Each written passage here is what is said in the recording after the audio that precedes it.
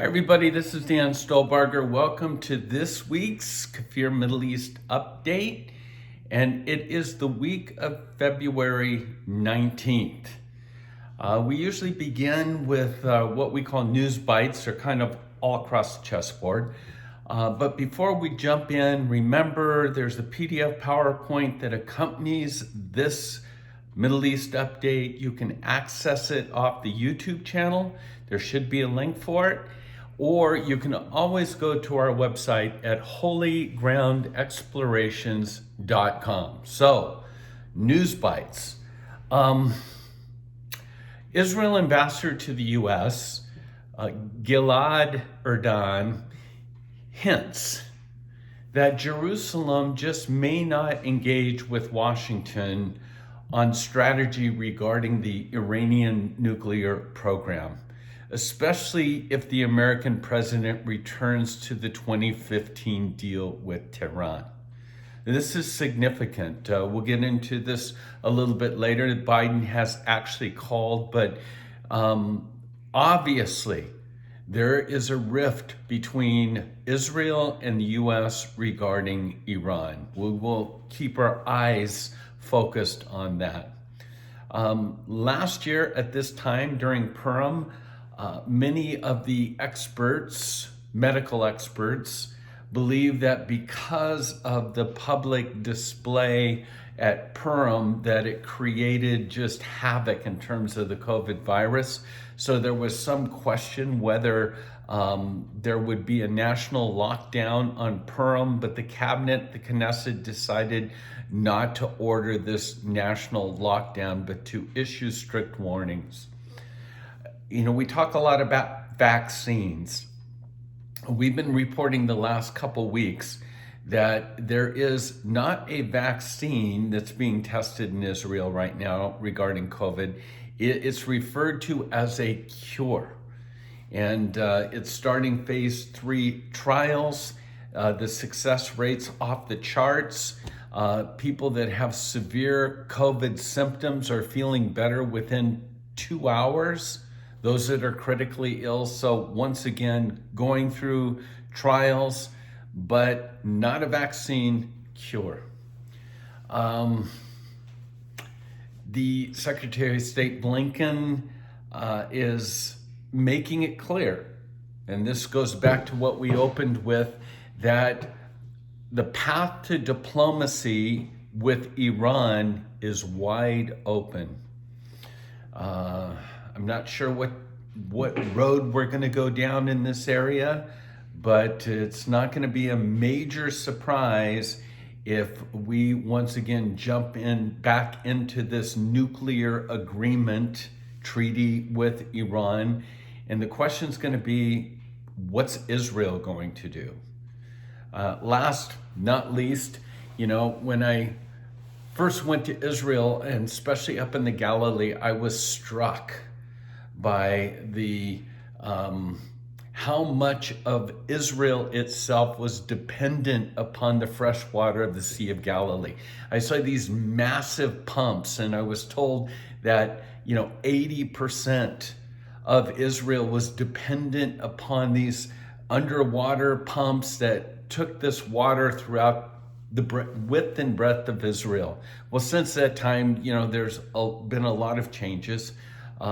Israel's been very successful in turning salt water into drinking water, etc., etc. But these massive pumping stations, I always remember. And last April, Iran launched a cyber attack on the water infrastructure in Israel. And they attempted to fill it with unprecedented amounts of chlorine, poisoning the water. And fortunately, Israel detected that. But the reports are coming out is that there's been little action that's been taken to bolster the cyber defense following this attempted breach. So it's sort of an alarm that's going off. Terrorism comes in a lot of different ways. And polluting a water source or diverting a water source is cause for war. So now let's look at more details, that's where we kind of go from our news bites. There's an article from the Israeli Times that basically says, is normal, or normal is just around the corner. Israel's on track to reopen large swaths of their economy this weekend. The virus reproduction rate is the lowest it's been in 3 months. And so the head of the czar, I guess you'd say the virus czar, Nachman Ash, is basically making the statement that Israelis need to hang on because openings are just around the corner. And so this weekend, the coronavirus cabinet has agreed on the arrangements that will see stores, gyms, hotels, sporting events, culture institutions being reopened on Sunday, February 21st. Ben Gurion remains closed, but there's a lot of pressure that's being applied at this time to reopen the skies of Israel. We'll have to just continue to track that and wait and see. Back to sort of the times of the signs, COVID-19, as we step back and look at this, it's not just the virus that's infecting our communities these days, because during the pandemic, there's been an increase in what? Misinformation, disinformation, online hate. That should be a major concern because the question now is, who are we going to believe? Yeah, we've all heard this fake news, but where's truth? And in the age, this is the age of great deceit in my mind. That's part of the issues that we're dealing with is trying to discern truth. And COVID's a great example of it. Now, Israelis, as you know, you tell me, but worldwide, time-wise, kind of back from the beginning of time, Satan seems to have had it out for the Jews. We don't have anti-Italians, we don't have anti-Europeans, but we have anti-Semitism.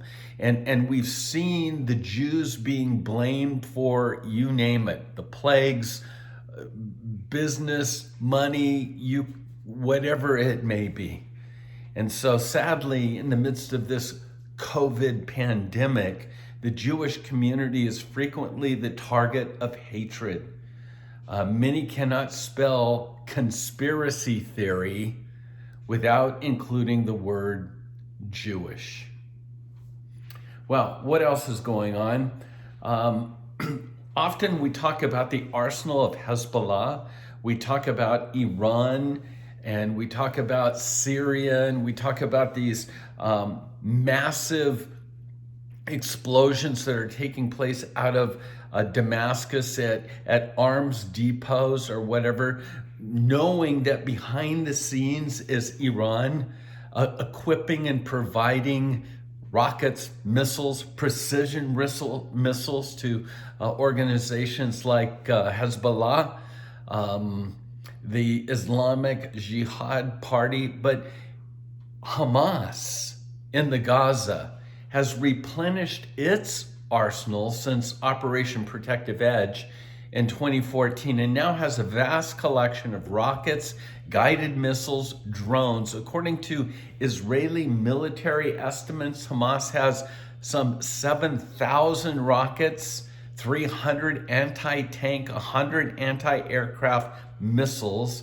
It's acquired dozens of unmanned drones, aerial vehicles, and has a standing army of 30,000 militants, including 400 what we would call SEALs, naval commandos with sophisticated training. So once again, we see the buildup of arms, and we see Israel being again surrounded. Hezbollah, with hundreds of thousands of rockets. We move over to the Golan and that whole border, that Syrian border.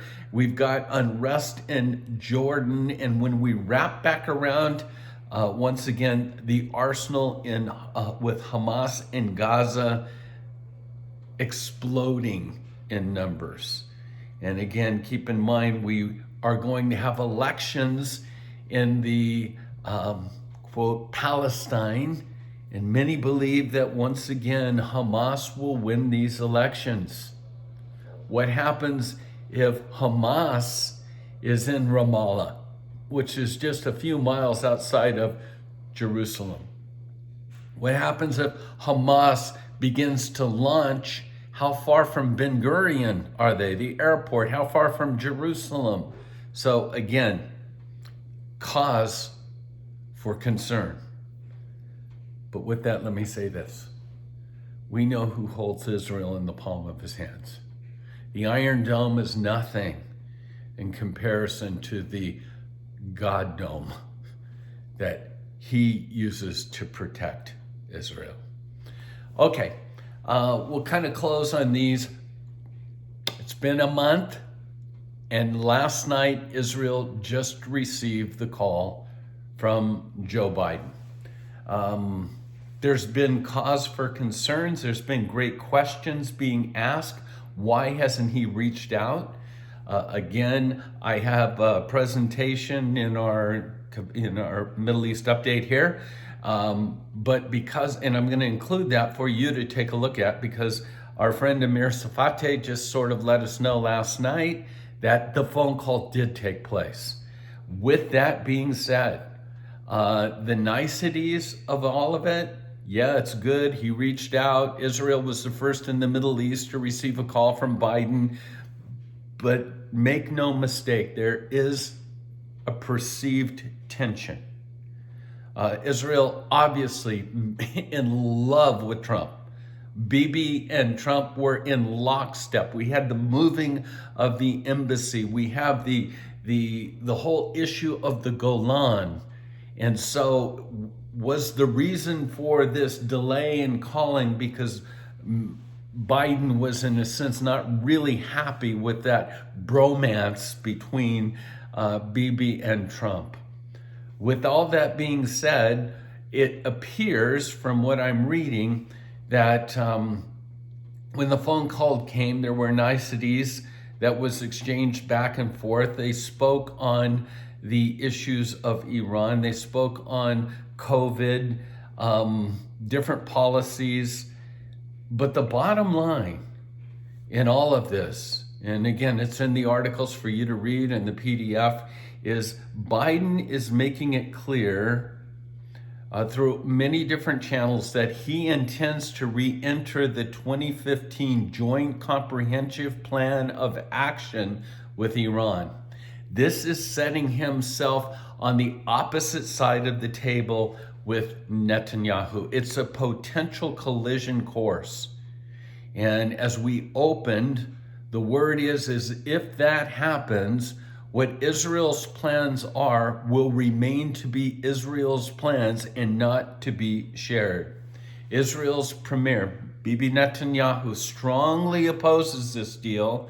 When it was forged, hailed Trump for his decision to quit it in 2018. So this is really what the issues are going to be today.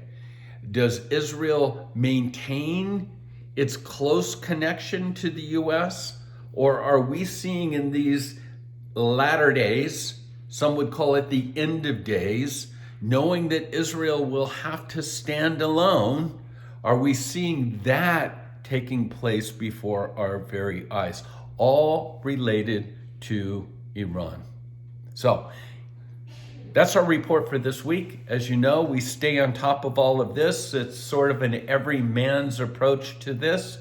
We just feel like it's important that believers today are like the sons of Issachar, that they understand the times and that we know what we should be doing. And one thing that here at Holy Ground with KFIR is we've chosen to stand with Israel and pray for Israel. We hope you join us in that. God bless you. Until next week, shalom.